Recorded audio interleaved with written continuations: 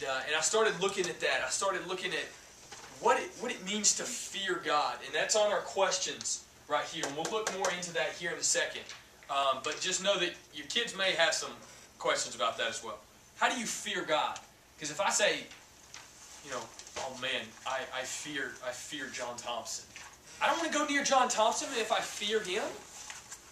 But we're supposed to fear God. We're going to look at what that means here in a second. 17 through 18, rejoice in pouring out. Paul's saying, I don't care if I pour out myself. I don't care if I'm dog-tired. If I do it for you, it's worth it. Which goes right back to the top. He's bringing it full circle again. Then he's talking about sending Timothy. 24, he says, I want to come too. Then he's saying, you know what? I'm going to send Epaphroditus. He almost died. He's better. I'm sending him. It's pretty straightforward. So, that is the broad overview. But let's go into questions about this chapter, specifically for 6th to 8th graders. But this might be really good for everyone as well. What is your attitude towards Christ? Let's answer these just like this is a small group.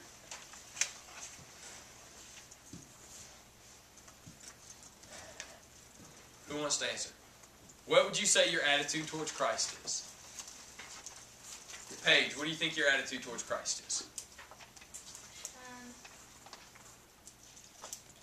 My attitude towards Christ is just to,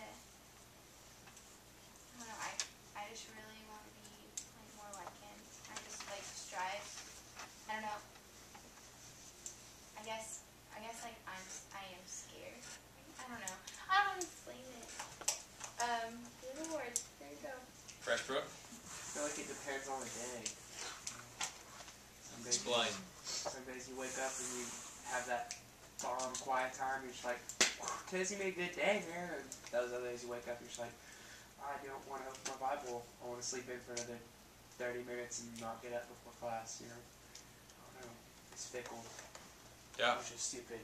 But I don't know. It's like almost discipline. It's my attitude towards Christ. Would you say that the days that you don't get up, which I'm right there with you. There's days I don't get up. I bet you Debbie could tell you the days that I come to the office and I haven't had a good quiet time. But, would you say that might be labeled as grumbling and complaining? Yep. Do you think you are fearing God at that point? No.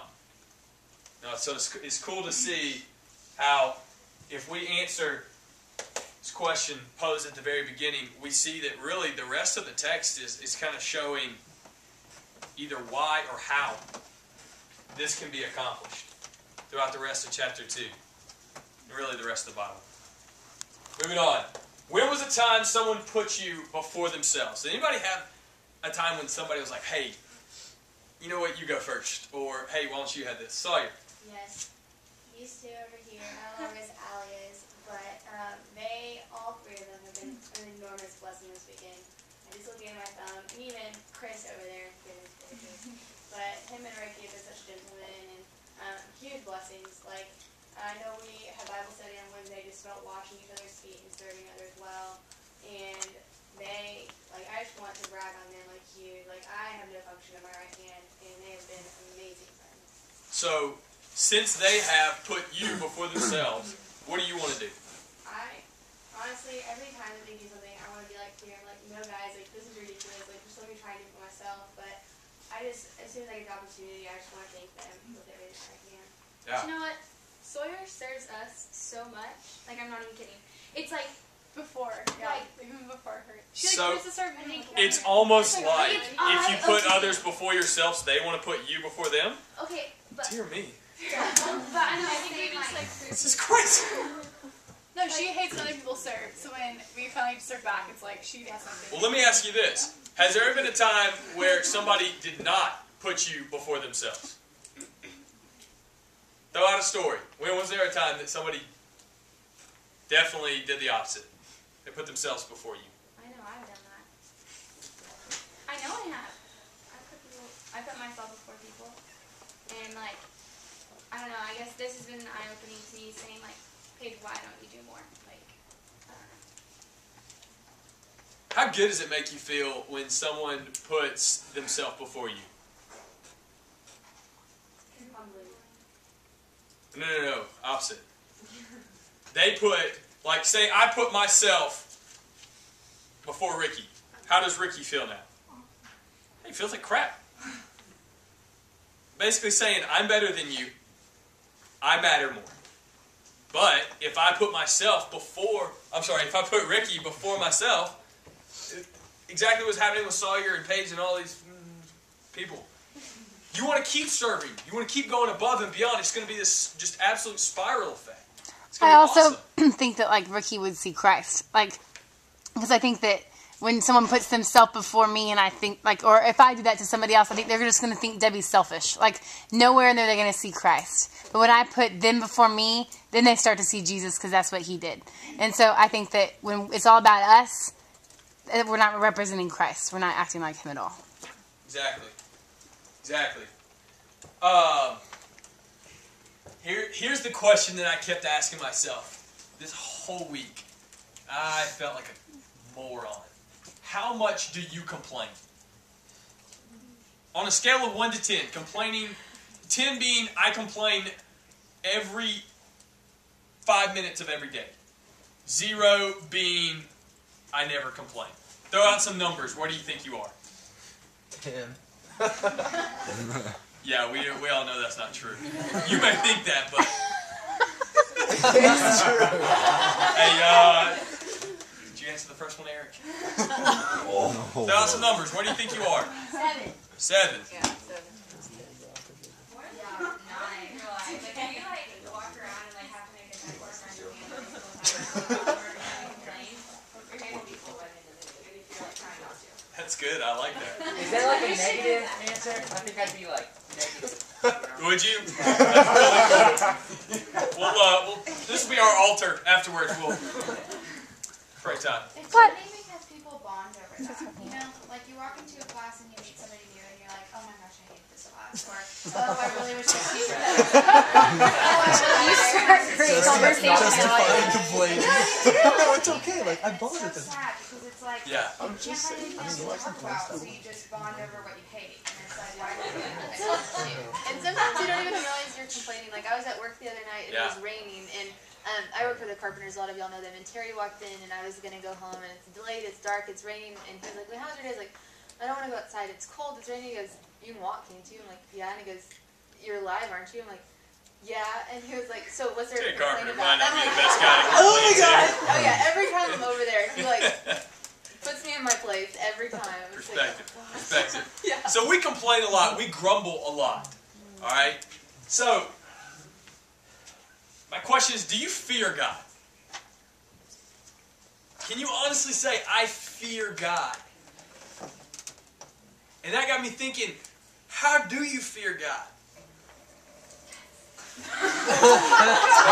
Somebody got it right. Everybody go talk to Gracie. She's got the answer. Her and Abby Lyle, come on. How do you fear God? What does that... How does that happen? Because, like I said, if I fear John Thompson, I don't want to be around John Thompson.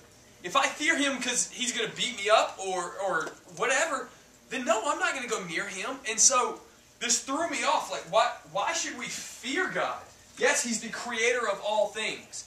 But if someone creates you, then why don't you love them? But then we're supposed to love God, and God is love, and it's got me thrown off. So I went and I looked up the definition.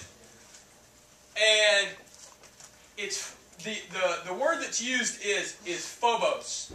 And one definition of it is fear, dread, terror. Well, that goes right along with how I feel about John. You know, if I have fear, dread, terror, I'm going the other way. But looked at it in context of what it means for this part of Scripture.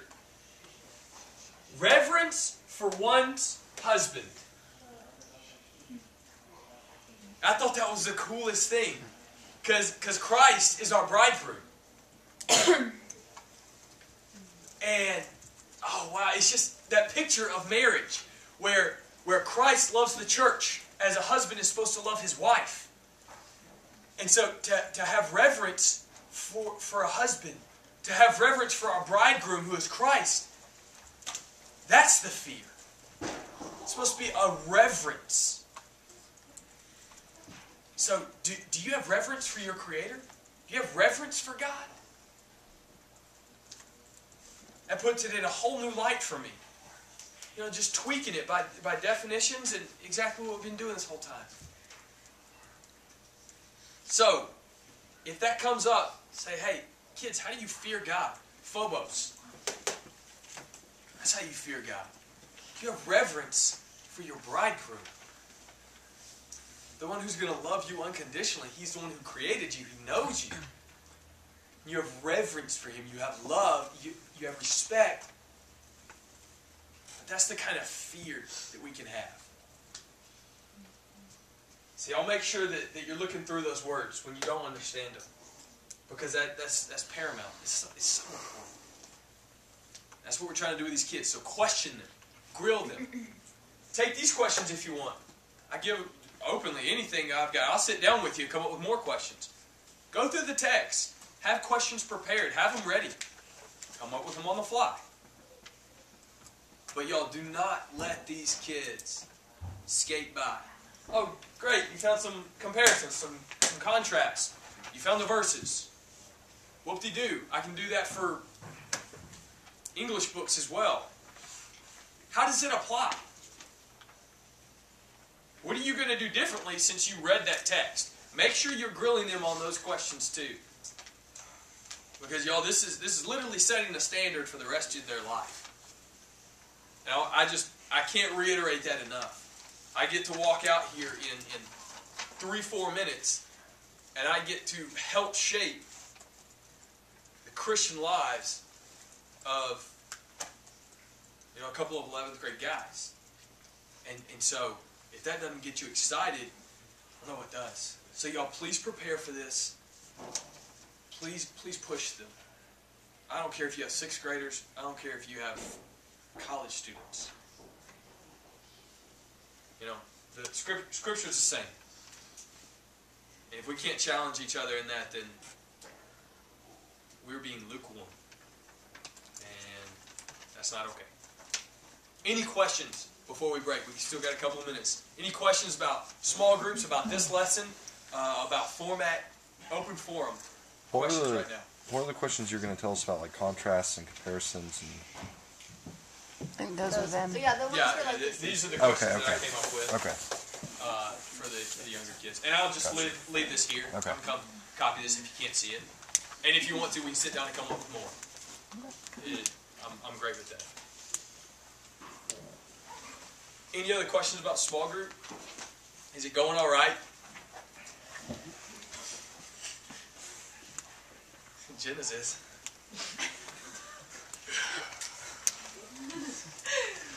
Any complications? Anything like that? Y'all, Debbie and I are open books. We want to be here for y'all.